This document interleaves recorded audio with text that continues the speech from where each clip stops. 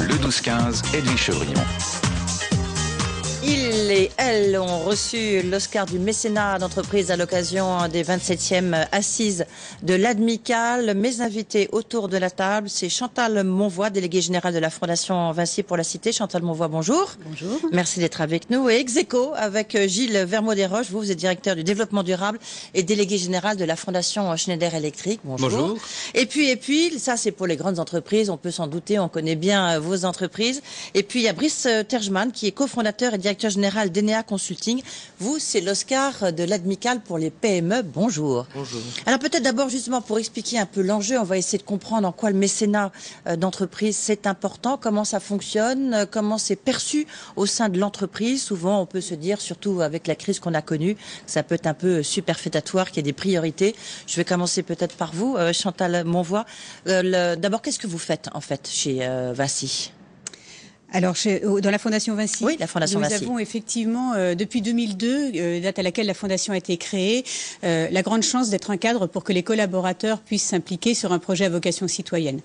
Alors, c'est quoi, grosso modo, les actions ? Les actions, c'est la lutte contre toute forme d'exclusion globalement, avec le grand chapitre de l'accès à l'emploi pour permettre aux personnes éloignées de l'emploi d'y revenir. Et deuxièmement, le vivre ensemble, la création de liens sociaux dans les quartiers. Et donc vous sponsorisez, vous mécénez des associations ? Alors nous soutenons des porteurs de projets, associations, entreprises d'insertion, qui sont des acteurs de la lutte contre l'exclusion, de deux façons indissociables. La première, c'est de donner de l'argent, et nous avons donné depuis le démarrage plus de 15 millions d'euros de subventions pour les aider à investir, à développer des mécanismes pérennes de lutte contre l'exclusion. Et puis la façon très importante pour nous, c'est de pouvoir impliquer des collaborateurs qui vont apporter des compétences pour aider les porteurs de projets à encore mieux travailler au-delà de leur cœur de métier. C'est aider à développer des compétences de ressources humaines, de comptabilité, de qualité, etc. On reviendra bien sûr là-dessus. Juste le montant le budget de la Fondation Vinci. Alors, il était de 2 millions d'euros jusque hier. Pour le prochain mandat de 5 ans, il passe à 2,5 millions d'euros. Ah, voilà, quand même une augmentation substantielle. Gilles Vermaux-Desroches, donc vous, Schneider Electric, comment vous travaillez, sur quoi vous travaillez plus spécifiquement ? Schneider Electric est aujourd'hui une entreprise présente dans 100 pays, avec à peu près 10% de son chiffre d'affaires en France et donc tout le reste ailleurs dans le monde. Et au fond, la fondation est une signature de l'engagement de Schneider Electric pour aider les jeunes, et particulièrement ceux qui sont fragilisés, à se mettre en route vers l'emploi. Et la deuxième modalité, c'est que de fait, comme une bonne partie de la planète, 1,4 milliard d'habitants n'a pas accès à l'électricité, le grand enjeu qui est le nôtre aujourd'hui, c'est de former des jeunes de ces pays en particulier, pour qu'avec des compétences, si possible dans l'électricité ou dans le bâtiment, ils soient en capacité d'aider leur pays, pour que ceux qui n'ont pas accès à l'électricité puissent avoir accès. On en a formé 4000 l'année dernière. Et donc pas en France ? Alors, en France aussi, on a pas mal d'actions pour des jeunes fragilisés, particulièrement qui viennent des quartiers, pour leur permettre de remettre le pied à l'étrier, soit par des actions d'insertion sociale, qui sont souvent nécessaires pour que les jeunes comprennent mieux quelle peut être la place de leur société. Et puis il y a des comportements qui permettent un certain nombre d'actions collectives, dont des actions de formation ou directement des actions de formation. Budget de votre 10 millions par an. 10 millions par an, donc aussi somme substantielle. Les PME, il ne faut pas les oublier, au contraire, elles sont de plus en plus à avoir recours au mécénat. Vous avez eu l'Oscar pour le PME. Enea Consulting, vous êtes dans le développement durable. Alors, en quoi ça consiste le mécénat ? Alors, Enea Consulting, c'est un cabinet de conseil en énergie et développement durable qui s'est créé sur un business model un peu particulier. C'est que 20% de notre temps de travail est alloué à des activités de mécénat de compétences, un peu sur le même sujet que mon voisin, c'est l'accès à l'énergie. C'est en parfaite cohérence avec nos activités plutôt business, donc 80% restants. Et ça a été pensé dès le départ, c'était une volonté des trois fondateurs, donc Nicolas Chenet, Vincent Kienz et moi-même. Et ça a été décliné à toutes les strates de la société. Donc vous passez 20% de votre temps, en fait, de dirigeant pour autre chose que diriger votre entreprise. 20% de tous les collaborateurs à transférer le savoir-faire, à transférer des compétences auprès d'entrepreneurs sociaux, d'ONG, qui font des projets d'accès à l'énergie partout dans le monde et en France. Ouais. Il y a beaucoup d'entreprises comme la vôtre, justement, non? Je crois pas. En tout cas, on a eu clairement l'Oscar pour cette raison. Et c'est quand même très rare. Pour donner quelques chiffres, 20% du temps de travail, ça représentait l'année dernière 400 jours de mécénat sur l'ensemble de la société. On est une vingtaine de collaborateurs et ça représente plus de 1000 jours de mécénat depuis la création d'Enea. Oui, c'est intéressant ça. Chantal Mauvois, Gilles Vermeau-Desroches, juste, je disais, après la crise, je l'ai dit, ça peut aussi concerner vos collaborateurs qui se sont dit ça. Une crise où c'est tendu, il y a eu beaucoup d'efforts qui ont été demandés, de restructuration. Jamais on a mis en cause l'argent qui est utilisé justement pour le mécénat et pour les fondations. Si on le remet en cause, c'est pour augmenter justement l'argent qui est mis en cause. Oui, mais les salariés vous ont pas dit, mais attendez, les 2 millions, on peut s'en servir pour augmenter nos salaires, par exemple. Jamais, parce que c'est vrai que chez Vinci, c'est une véritable culture d'entreprise de dire que nous construisons la cité, les édifices, les routes, etc. et que nous souhaitons être partenaires de la cité au-delà de nos métiers. Et ça fait partie de nos gènes que de pouvoir être solidaires avec les personnes qui utilisent les infrastructures. Mais il n'y a eu jamais de remise en cause. On vous avait jamais dit, Chantal Mauvois, mais finalement, à quoi ça sert tout ça ?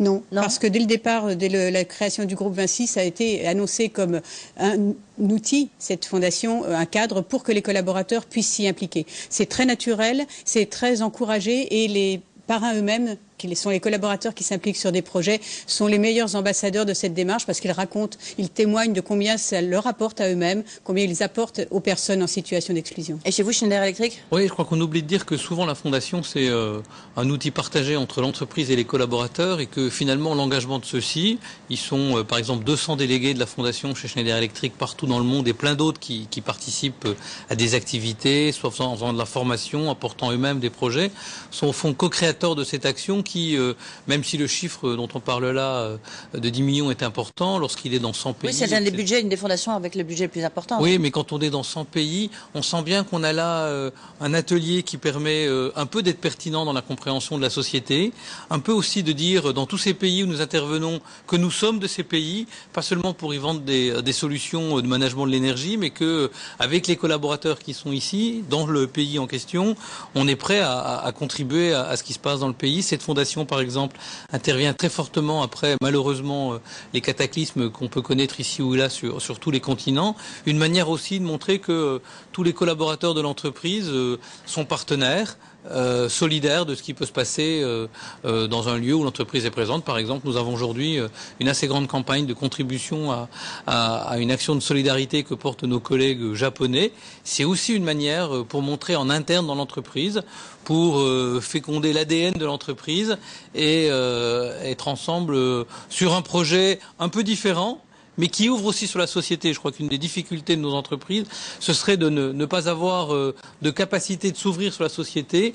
Il me semble que le mécénat, c'est à la fois un atelier de compréhension avec des ONG, qui sont des acteurs que les entreprises sont en train de découvrir, et puis aussi une porte ouverte sur la société pour ne pas s'enfermer sur soi-même.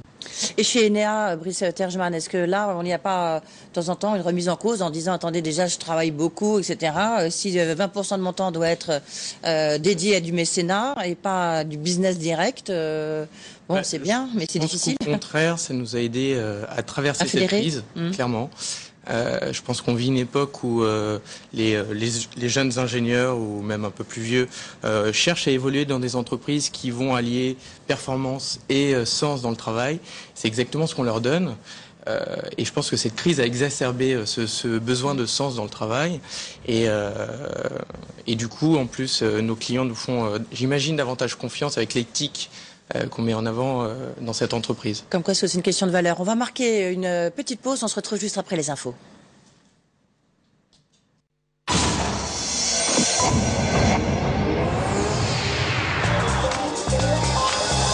Le 12-15, le club VIP, Edwige Chevrillon sur BFM Business.